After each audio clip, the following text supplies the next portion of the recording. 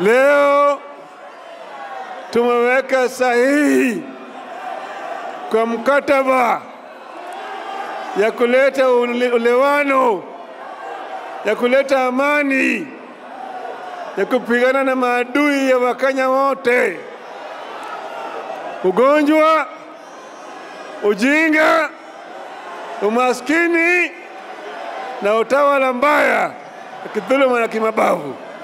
Sawa sawa, mara hii tutatembea pamoja.